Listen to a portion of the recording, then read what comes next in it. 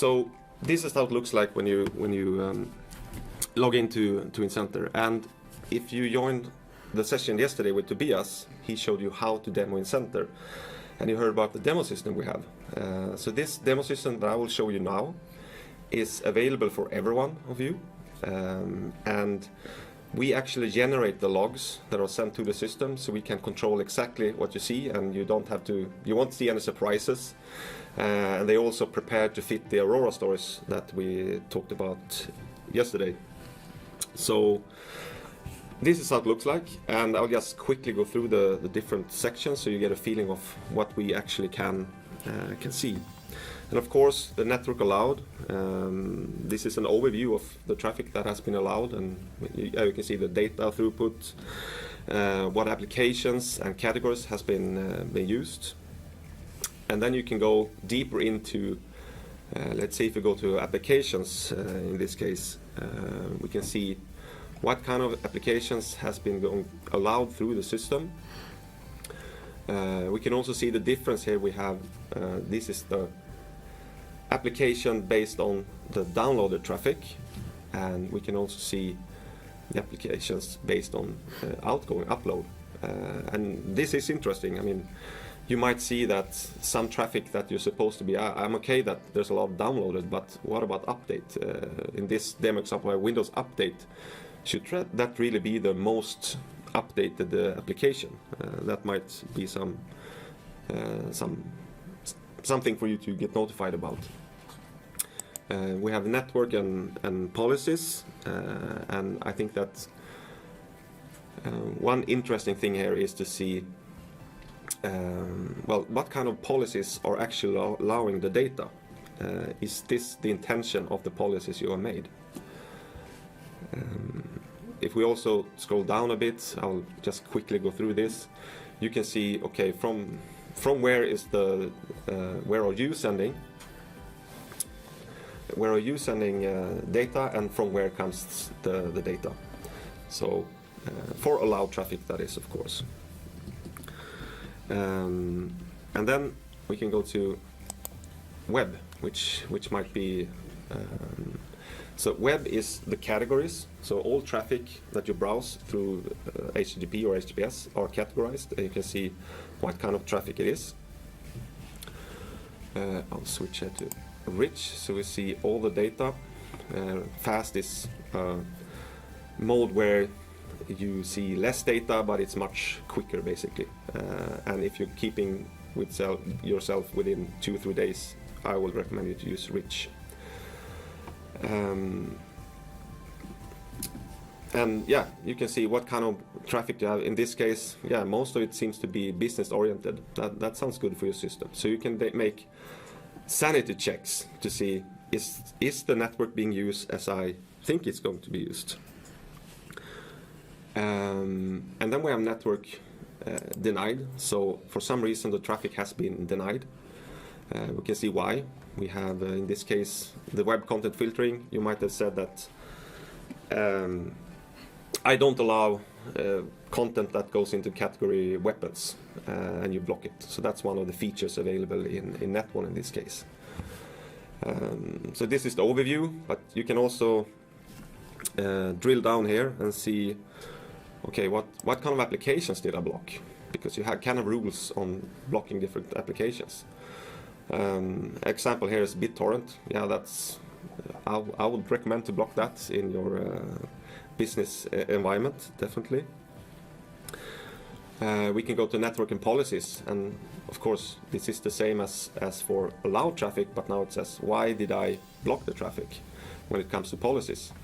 And this is also interesting because you might have rules or policies that you set in your firewall, and you think that this will block a lot of stuff, and you don't find it on this top policies by the sessions.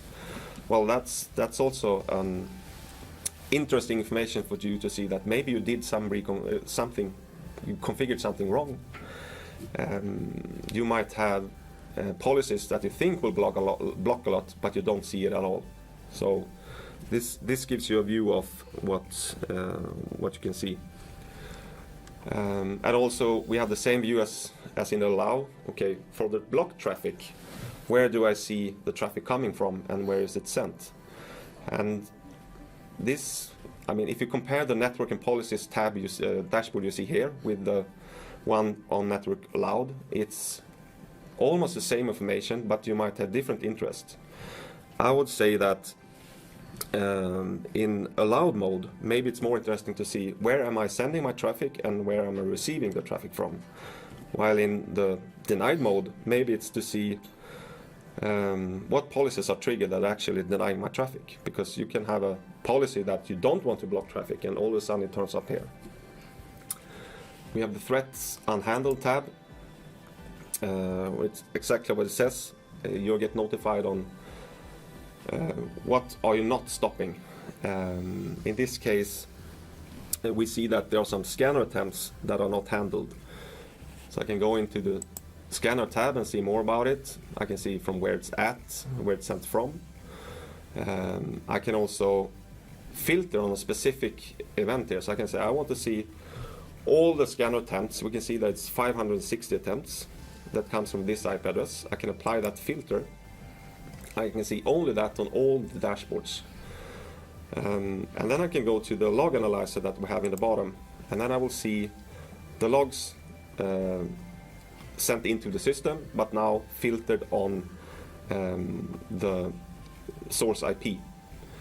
And what's actually noticeable here is that it's the same firewall that we see in the host column here that sends all these logs. So apparently the Eagle Outdoor London net wall does not have scanner protection on. It's an audit mode. It finds some scanner attempts, but it doesn't block it. So this might be an indication for you that you actually forgot, or you did a reconfiguration and you did something wrong. So again, InCenter is all about displaying the information you already have available. Threats denied. Okay, is the firewall doing its job? Okay, yeah, of course I need to remove the filter, since I did filter out for that specific IP address. That's why there's no threats denied on that one. But now I remove the filter and we can see the traffic from all the Clavister products that feed this InCenter. Remember that this can be one firewall, or it can be 200 net walls and some net eyes and some easy access. So you can all get that up in this one. A question there. I mean, this is an aggregated view, or? Yes. Yeah. So this is an aggregate, and then you have the option to select a specific one of your firewalls or products. Let's say we can take the Eagle Outdoor in Berlin. No threats denied, but it has some traffic. So they're apparently doing good down there in Berlin. So I'll remove that filter and show you everyone again. So I can give an example here about botnet attempts. So we can see here that, yeah, you are blocking botnets, and that's good. You know that the firewall does its job. But if you scroll down, you will find something very interesting here. Let's see if I can scroll down. So this table here, top botnet destinations, that actually shows you that the firewall are blocking attempts from the inside of the firewall trying to reach a server that is considered to be a botnet. And that we block botnet attempts will always be there, coming from the outside, trying to get into your system. But if it's sent from inside your system, going out to a server that is supposed to be or is set to be a botnet, then of course you should do something about that client. So we can do the same thing here. We can apply the filter to see some of that traffic, and we can go to the log analyzer and we can see the logs. I can see that the botnet was detected and you have the source IP. So probably, as if I were the administrator, I'll do some anti-malware scanning on that one. And then of course we have the VPN area where you can see the status and behavior of your VPN links. Does they go up and down, and how do they behave? I think we have here somewhere in, maybe it's in the overview, you can see a map where do you have your endpoints. Oh, that's cool. Yeah. NetEye, we'll talk a bit about NetEye later on. But in this case, you will see, if you heard yesterday and you heard in Stefan's presentation as well, that NetEye will help you with the encrypted traffic. So this is the view where you see NetEye, and you can see that, you see the streams inspected, how much data have you scanned, or are you doing your job? If you go to see threats, we can see that it did find and denied some threats. You can see what kind of threats, what signatures did match. You can see how much was in HTTP and how much was in encrypted HTTPS.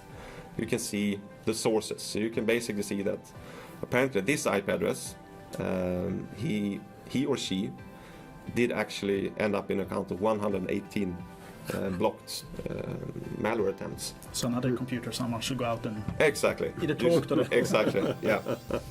Talk to the user. So we have one Connect dashboard. We also have, I'll tell you shortly about the alerting. So InCenter will constantly look at your system, look at the logs that are coming to you, and will tell you about if something strange is going on. So you have this alerting table with open tickets, so you can see that, for example, I have a fan malfunction error. I have seen about it 5 times, and it's from the device ESP Energy Wind B, which is the name of the device. You can see the date, and then you can look into the alert. You can see, okay, when was it created the first time and when it was updated. You can also see, okay, what kind of events trigger this alarm or this ticket. As I said, it has happened 5 times. Then I can go in and look and see, okay, when did it happen? How did the log look like? I think there's also some information there on how you can, what you should, or suggesting us what you should do. So that's an overview of InCenter, and I think that I was talking about device intelligence in the movie. We have here, let me show you a view here with some IP addresses.